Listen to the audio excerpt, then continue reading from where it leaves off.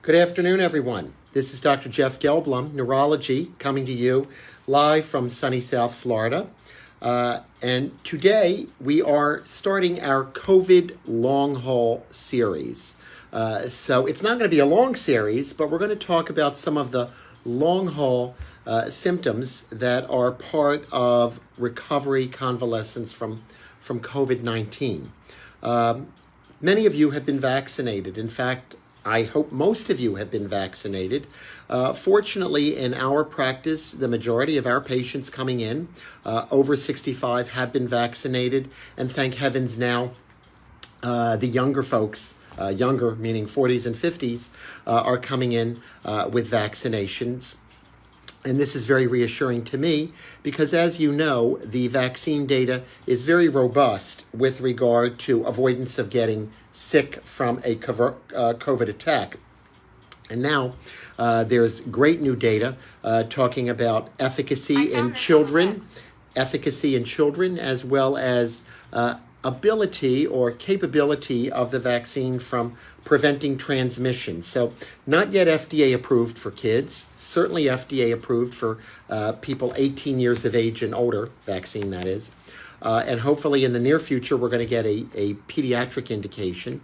And then going forward, we do believe that the large volume of people that are now being vaccinated on a daily basis may be lowering the rate of transmission.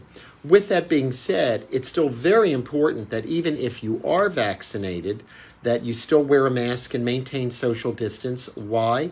Because that's to prevent the inadvertent transmission of COVID to someone who's not vaccinated. So that's why even if you're vaccinated, it's important to wear a mask when you are potentially interacting with non-vaccinated individuals. However, if everybody in the small group is vaccinated, then you can safely take off your mask. So at least in this office, when I'm evaluating somebody who is vaccinated, I feel comfortable now removing my mask and having the patient remove their mask as well in the very small setting. If you're in a large group, unless everybody is positively vaccinated, you're probably better off still masking and social distancing.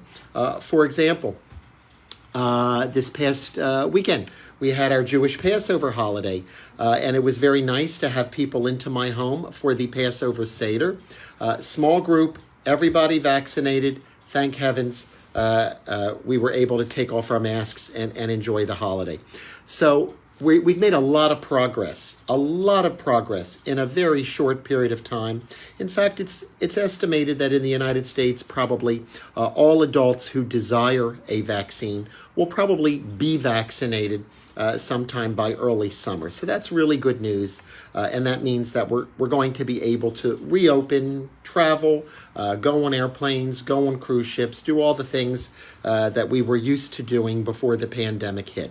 So purpose of our long haul series, purpose of this whole exercise today and going forward each Wednesday for the next few weeks at 12:30 Eastern Time is to discuss with you some of the long haul symptoms that I as a neurologist am seeing each and every day in my practice. In fact, I can tell you, I would say right now probably about 10 to 15% of my daily workload is seeing patients with long haul symptomatology. So what do we mean by long haul? By definition, long haul means individuals who have suffered from COVID, had a COVID attack, recovered, and still after a month or two after the attack and going forward, month or two and going forward, there are still some residual symptoms. Now, as a neurologist, I'm here to talk to you about neurology symptoms. If you want to hear about lung symptoms of a cough or wheezing, you're going to have to go log on to some pulmonologist's Facebook Live. But if you're here today on my Facebook Live, you're here today because you want to learn more about some of the long-haul neurology symptoms and how they are treated. So today's discussion is going to focus primarily on long-haul symptomatology of vertigo and dizziness. So first off, let me explain. When you come into my office and say you're dizzy, I don't really know what that means. Sorry. To me, dizziness can be a lot of things. Dizziness can be lightheadedness. Dizziness can be weakness. Dizziness can be feeling faint. Dizziness can also be room spinning sensation or sensation of bodily movement, as if you're on a boat or that the floor is wobbling. That's what we call vertigo. If you have a sensation of room spinning or bodily movement through space, then what you're describing is vertigo. And what that means is that the inner ear, the vestibular apparatus deep in the inner ear, has been irritated. And what causes that irritation? Well, we've known since the advent of COVID, the advent meaning a year ago, so we've known for the long history of a whole 12 months that COVID can impact the vestibular apparatus, the balance centers in the inner ear, which control our sense of equilibrium. And we believe that the virus can irritate that inner ear brain center. This is not unusual. Many viruses cause a vertigo syndrome. So the fact that COVID is doing this is not entirely surprising. It's something that we've seen with other viruses. We see it sometimes following influenza. We've seen it with just a common cold. So it's not unusual to develop a vertigo symptom after a viral attack. What's a little bit atypical, a little bit unusual about COVID is that vertigo can persist. And for any of you who have had vertigo, you know how disabling that can be. Because basically, you're holding on to your bed, you're holding on to the chair, because everything is topsy-turvy. It's very difficult to drive, it's very difficult to do routine household chores, wash the dishes, standing at a sink, all very difficult. So what do we neurologists do when we have a patient who comes in with vertigo and gives a history of COVID virus? Well, the first thing that I do is I take a good history. I want to find out how bad the COVID attack was. And oftentimes there's a disconnect between the seriousness of the corona long haul symptoms and the seriousness of the COVID attack. In fact, I've got several patients who say, yeah, I had a very mild case, a little bit of a sore throat, a little bit of a cough, just feeling achy and weak for a few days. That all went away, and now I'm left with this vertigo. So there's oftentimes a disconnect between the long haul symptoms and the severity of the COVID attack. Again, not surprising. We see this a lot with other viral syndromes, particularly influenza. So first thing I do is take a history. Obviously, I want to assess how bad the COVID attack was and how long ago it was. Now, is every case of vertigo related to COVID? Of course not. Vertigo has been around for a long, long time. We neurologists have done a really great job of diagnosing vertigo. There's idiopathic vertigo, which has no known cause. There's paroxysmal vertigo, which occurs suddenly. There's positional vertigo, where you have to lie in a certain way or turn your head in a certain way to elicit the vertigo symptom. But for COVID, it's a very common long-haul sequela, and I can say it's rather treatable. So if you or a loved one or a friend is suffering from someone with vertigo related to COVID, it's very important that you see a neurologist, because we're not only going to want to take a history, we're going to do a physical exam. And part of the examination of vertigo is examining the eye movements, having the patient look to the left, having the patient look to the right, because the inner ear also controls eye movements. That's Mother Nature's way of coordinating audio and visual balance. So it's an evolutionarily adaptive type of thing. So you know which way is forward, which way is to the side, which way is up, and which way is down. So of course the eyes are intimately related to the inner ear, to the vestibular apparatus on each side of your head. So we need intact visual capability in order for a sense of balance, and we need intact balance to maintain good visual acuity, depth perception, etc. So one of the commonest complaints that I get in a patient who's vertiginous, room spinning sensation from COVID long haul is they say, I'm so disoriented. I can't see straight, and I can't drive, and I'm having difficulty walking. And that's because the eye movements are very much altered. and we can see this easily in a bedside exam. In the office, I can even see it on telehealth if you can't come into the office. And once we are able to identify this visual problem as well as the patient's symptoms simply by having the patient follow the finger up, down, left, right, once we're able to identify that, we start treatment. Now, obviously, it's important to make sure that there's nothing more serious going on inside the brain. So if it's vertigo accompanied by hearing loss, or vertigo accompanied by discoordination of the trunk, meaning you can't sit still or you're writhing all over the place, then that's obviously a more serious condition.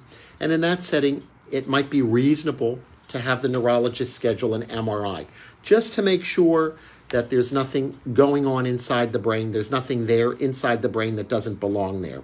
Obviously, we're all concerned about tumor. We're concerned about multiple sclerosis. Oftentimes, those things can present with disequilibrium and vertigo. So an MRI, if a patient has a little bit of an unusual presentation, which would mean vertigo plus something else, that patient would typically have an MRI. And then if the MRI is clean or there's just a simple case of COVID-related vertigo, first thing that I'm going to do is recommend a low-sodium diet. Now, what's that have to do with vertigo? Inside the inner ear, and of course, if you've ever listened to my Facebook Live lectures, which I know you all have, Elliot in particular, you know that the inner ear is filled with fluid, and it's almost like a hydraulic chamber. And by maintaining a low sodium diet, by cutting out the salt, what that means is that it's going to prevent that inner ear from getting too swollen, because salt swells things up. And we've talked about the Passover holiday, so if you've been eating any kosher pickles or chopped liver or gefilte fish or any of those salty treats that are eaten this time of year, you know that sometimes you can get a little bit of swelling, your rings don't come off so well, and you get a swollen feet. We believe that that a low sodium diet can help with vertigo symptoms. So that's the first thing that's recommended. Get away from the kosher pickles and try and keep yourself on 2,000 milligrams or less of sodium per day. So that's the first treatment that's recommended. The next treatment, if that doesn't work, if diet alone can't handle that, the next treatment would be prescribing something like Antivert, otherwise known as meclizine. Meclizine is available all over the world. So I know we've got some folks, Roman, participating from Paris, France today. So meclizine is available everywhere. It falls within the antihistamine class, and often a very useful, simple, inexpensive treatment for managing COVID-related vertigo. Prescription required for the higher strength, but a very useful and simple treatment for that, for COVID-related vertigo. And we'll try that for about a week. So typically what I'll do is I'll evaluate the patient either live or on telehealth, whichever is easier for the individual, make a diagnosis of COVID-related long haul vertigo, vestibular dysfunction. The vestibular inner ear area is what's irritated here. Recommend always a low sodium diet, because that typically will do the trick. If that doesn't do the trick, then send in a prescription for low dose meclizine, which will then also do the trick. And then very rarely, if the patient is still symptomatic, sometimes a little bit of diazepam, a little bit of a Valium-like drug, but an extremely low dose is very useful to quiet down the inner ear irritation. So all of this is very, very important because with severe vertigo, you just can't function. And in my practice here, where we see a lot of COVID-related long-haul disorders, then we need to treat this, because you can't go to work. You can't even do Zoom if you've got severe vertigo, because you can't attend to the screen. So it's very important to intervene. And what we end up doing with these COVID long-haul disorders, vertigo, headache, difficulty with attention and focus, cognitive problems, mood problems, is we basically treat the symptoms.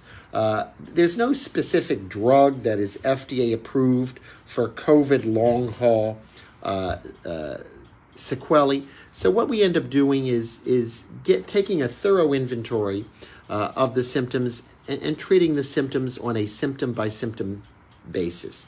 So when I see a patient that's coming in, gave me a good story of COVID, either severe or not severe, really doesn't have a correlation with the severity, then at that point I work very hard to treat the vertigo with low sodium diet, oftentimes a little bit of an antihistamine medication, and then if really necessary, a drug like diazepam, very low dose, only 2 milligrams.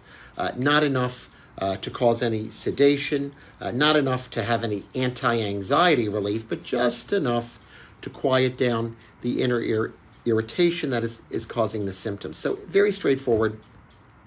If the situation is not so straightforward, if there are some things going along with the vertigo, headache, hearing loss, disequilibrium of the trunk, or difficulty coordination with the hands or tremors, at that point, I think it's reasonable to schedule the patient for a brain MRI just to make sure that there's nothing more serious going on. One of the most important things that I recommend if you're having a COVID-related vertigo symptoms is to keep yourself as active as possible. Although the tendency is to lie in bed and stay still because you're so unsteady, that's a tendency, but that tendency needs to be fought. Because the best thing that you can do for treatment of vertigo is to keep yourself as physically active as possible. Up, down, moving, walking, climbing stairs, getting outdoors, because all of this helps to re-equilibrate the inner ear. The way the inner ear works is it's set up on 45-degree angles to give our head the idea of where we are in space. That's how Mother Nature designed it. It's filled with fluid because that's the hydraulic chamber. And then in the fluid are these little hair cells with crystals on the hair cells. So any deviation of body movement is going to cause these little hair cells to vibrate back and forth. And the little crystals that sit on them almost form like a little gyroscope, a biologic gyroscope. And this always gives us the information that our brain needs to figure out where our head is in space. So all very, very important, designed beautifully by Mother Nature to give us an idea of where we are so that we can navigate through our environment. That is why low sodium is important, to keep these little hydraulic chambers from swelling and distorting the signal that's coming in from these little hair cells. So that's the physiology of the vestibule, the inner ear apparatus, and any alteration of that physiology, any viral attack on these hair cells, any swelling of the chambers that these hair cells reside in, all of that can cause symptomatic vertigo. So the management of vertigo is very straightforward. The assessment of vertigo, very straightforward. Unfortunately, many patients don't make it to the neurologist or don't make it to the ENT to have this situation addressed, ENT, ear, nose, and throat. So in that setting, in my experience, people are suffering and really symptomatic unnecessarily. So purpose of today's discussion is to outline one of the major COVID long haul side effects, which is vertigo and dizziness. And as I said, vertigo is a vestibular problem where the inner ear is not functioning correctly. It's been preferentially attacked by the coronavirus. Now we know that the coronavirus enters through the mouth and through the nose, so it's not too geographically distant to get from here to here and have the residual side effects. So that's why vertigo is an expected side effect, long haul sequela of COVID. Nothing surprising here. We see it with other viral syndromes, other infections, and we treat it like we do other viral vertiginous problems. Now, if you're complaining of dizziness, dizziness can be a different story, because dizziness, to me, as a neurologist, is not room spinning. Dizziness is lightheadedness, feeling faint, problems with overall balance, and that could be something more serious than just an inner ear swelling or an inner ear irritation. And we see dizziness outside of vertigo in the COVID long haul setting. And that's a more serious situation because we know that patients who've had COVID could also have tendency to have a stroke. Why is that?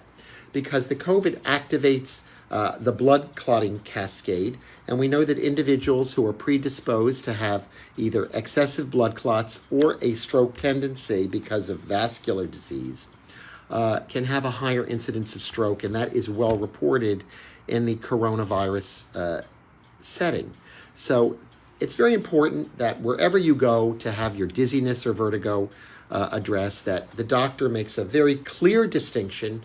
Is this room spinning? Is this lightheaded? Is this body movement through space? Is this poor coordination? Because each one of these symptoms can suggest a different area of the brain that's involved. So for example, if you're not having room spinning, but you're having poor coordination and tremors, that could indicate a cerebellar problem, meaning base of the brain back here, where the vestibule for vertigo is in here. And of course, you always know that whenever you listen to a neurologist, always listen to a bald neurologist so that we can point to all the areas. Going forward in our COVID long haul live series is to take you through what I've been seeing in my daily practice each and every day with regard to neurological aspects of COVID. So today we covered vertigo. We also covered dizziness. We also covered discoordination. Each one suggests a different area of the central nervous system which has been impacted. As I said, vertigo is inner ear. Discoordination or difficulty walking, that can be base of brain cerebellum. Lightheadedness, dizziness could suggest a problem with blood flow, or you could be having problems with blood sugar or high blood pressure. So history is everything. Getting a good idea of the patient's COVID status, meaning did you get sick over the summer? Is this something from December or is this something from March? Will tell me about the seriousness of the condition. Now, I have a question here from Brian. Can vertigo or dizziness also be treated by an otolaryngologist? Absolutely, Brian. An otolaryngologist is a fancy way of saying ENT, ear, nose, throat. So if you're having problems with hearing and vertigo, that's definitely a disorder that needs to be addressed by an otolaryngologist, because there's another condition called Meniere's disease, which we're not going to go into today, that typically doesn't derive from COVID. Now, I want to tell you, outside of COVID, people come down with vertigo. So not all things that occur in the neurologic setting after COVID are COVID related. I mean, there's a large incidence of people who just happen to get Bell's palsies and vertigos and headaches and all sorts of things. So I want to make it very clear that although there are these COVID long haul sequelae, long haul symptoms that are well reported in the literature, it's a little unclear as to whether this is pure causation from COVID or something that we would call an epiphenomenon, just traveling at the same time. In my experience, if a patient comes in and says, listen, doc, I was completely asymptomatic prior to the COVID. I had the COVID, I got through the COVID, and after the COVID, I have vertigo, then I can comfortably assume that this is COVID-caused vertigo, and then we treat it like that. But honestly, the treatment is still rather straightforward, and we treat the symptomatology in very, very severe cases that just don't respond to medication. Sometimes a little bit of corticosteroid, prednisone, will work, and that's because we believe that it will cut down the viral inflammation that's occurring in the inner ear. So the good news is we should have no difficulty diagnosing. The good news is we should have no difficulty treating.